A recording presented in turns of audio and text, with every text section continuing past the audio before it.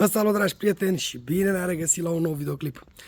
De fiecare dată, în fiecare material, v-am arătat cum se taie un pom fructifer, ce trebuie să faceți un pom fructifer, care sunt elementele structurale și cum anume trebuie să-l toaletați dumneavoastră pentru a-l forma, pentru a-l ajuta să fructifice, să dezvolte diferite elemente de rodire și așa mai departe. Nu. În materialul de azi vreau să dau un exemplu printr-un exemplu negativ, dacă mă înțelegeți ce vreau să spun.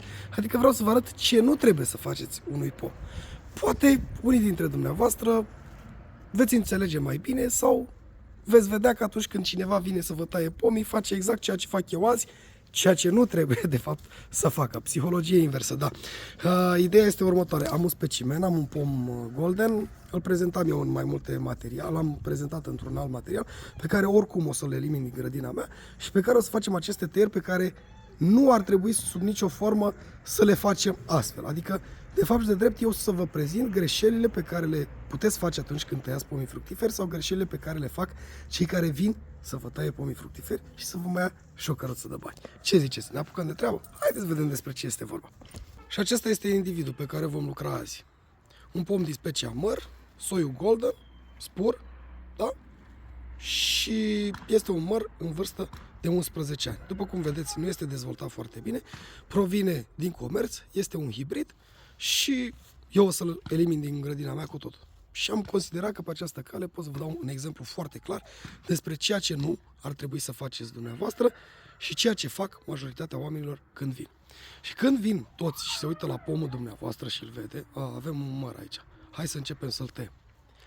El nu se uită să vadă ce este în interiorul pomului. Adică el nu se uită că aceasta este o bursă de rod, nu se uită că aici avem elemente structurale de prerodire, nu se uită că pe ramurile principale rodul a fost adus cât mai aproape de axul principal și așa mai departe. Și el vine și începe să facă exact în felul următor.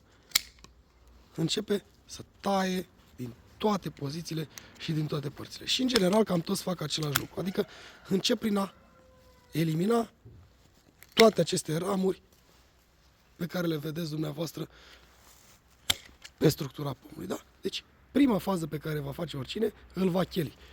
Va lăsa undeva aici, pentru că are o formă foarte frumoasă, așa de bonsai, este minunată.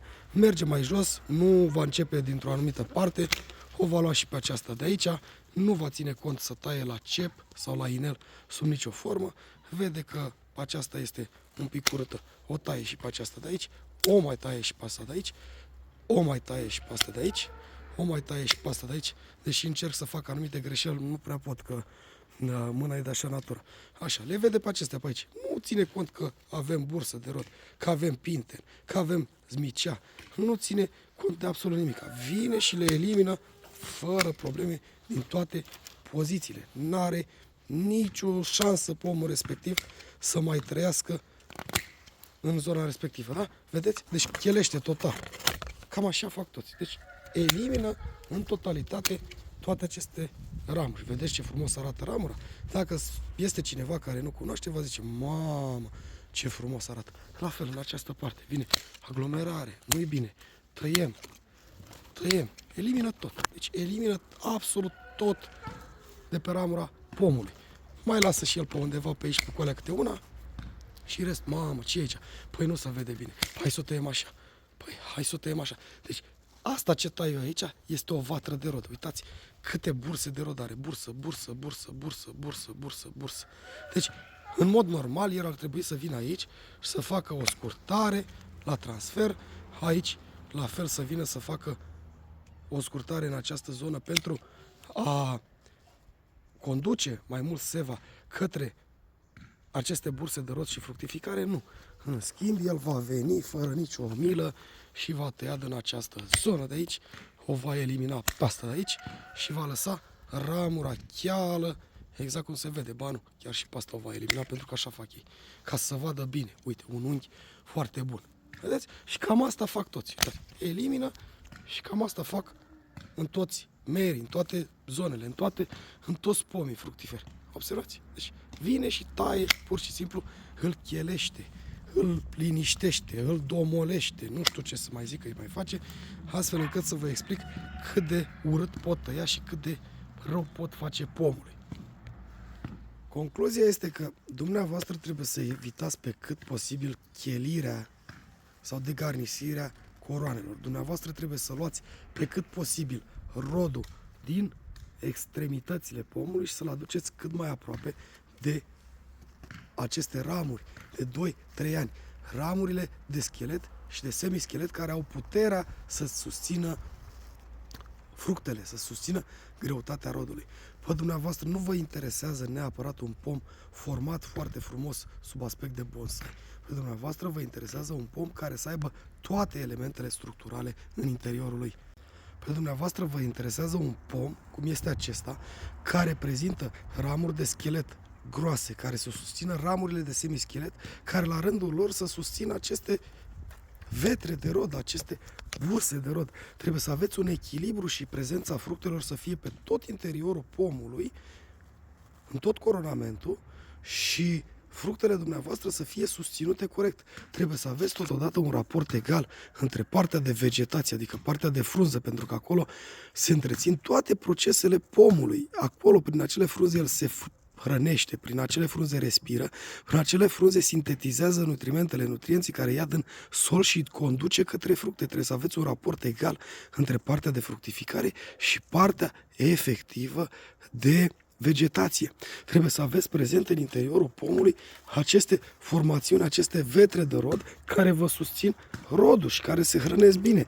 Dumneavoastră trebuie să căutați pe cât posibil să eliminați din extremitățile pomului elementele structurale de rod și să lăsați raportul de vegetație în extremitate și în interior și să vă axați pe o producție de fructificare în interiorul coronamentului, cât mai aproape de ramurile de schelet și de semischelet ale acestor pomi. Astfel, dumneavoastră veți avea un pom sănătos, rezistent la boli, imun și nedegarnisit, pentru că majoritatea au tendința să degarnisească toate aceste ramuri principale și să lase undeva ceva zmicele, ceva nuielușe în vârful acestor ramuri de schelet și de semischelet, iar în interiorul pomului veți găsi o goliciune totală. Nu, domnilor, în interiorul pomului trebuie să aveți bogăție, trebuie să aveți structuri, da? Trebuie să aveți elemente structurale. Uitați de fructificare, cum este și aici.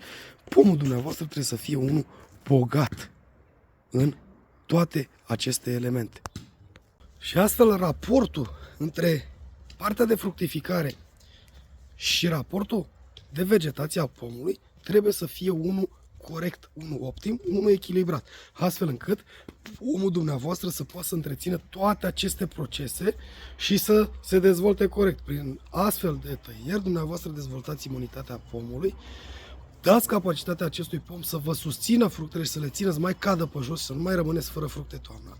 Dar mai ales, dumneavoastră veți avea o simetrie automată dacă respectați aceste reguli.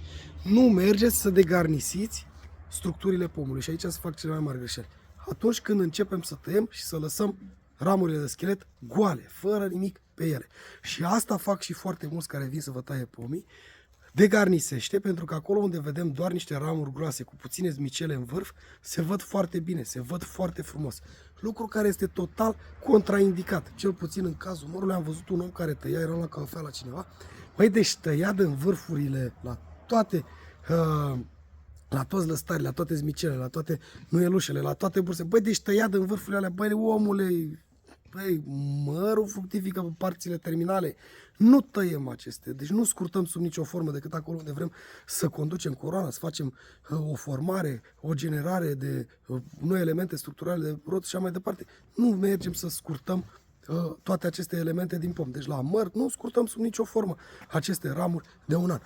La prun, la sâmburoase în special, acelea sunt ramurile 1, 2, 3 ani care fructifică cel mai bine, pe alea trebuie lăsate și trebuie tăiat în lemn de 2 ani, de 3 ani și așa mai departe. Dar indiferent de situație, căutați pe cât posibil să nu degarnisiți coroana. Lăsați elementele structurale în pom și tăiați din extremități. Creați o zonă bogată în interiorul pomului, în partea oarecum laterală acestea și lăsați spațiu din interior liber. Acum depinde de coroană. Dacă vorbim de ax este altă problemă, dacă vorbim de vas este altă problemă, dar nu voi defini aceste tipuri de coronament de formare în niște termeni academici, științifici, pentru că este foarte greu de înțeles. Așa că Căutați pe cât posibil să nu faceți ceea ce am făcut eu la pomul acela, să-l degarnisiți și să-l tăiați pe cât posibil, iar când cineva vine la dumneavoastră să facă aceste lucruri, fiți foarte atenți dacă face chestia asta. Dacă începe să taie și să vă lase o ramură care pleacă din una secundară, care pleacă din una principală, goală și lasă în vârf câteva chestii și mai și scurtează în vârful ăla anumiți lăstari, spuneți, domnule, mergeți unde vreți dumneavoastră și cel mai bine uitați-vă pe acest canal sau și la alți colegi de-ai mei care știu să taie și vă explică la fel de bine și învățați-vă dumneavoastră pentru că nu aveți nimic de pierdut. Ce este să vă taie prost unul care vine să vă taie pomii sau ce este dacă greșiți dumneavoastră un an, 2, 3 până vă învățați. Nu este nicio problemă. Eu zic că ar fi bine să puneți mâna pe farfecă și pe fierăstrău, mergeți în grădină și să sunt 100% sigur că veți reuși. Chiar vreau în comentarii să spuneți că ați reușit să vă tăiați singur pomii. Iar până la următorul videoclip, eu vă doresc toate cele bune. V-am pupat!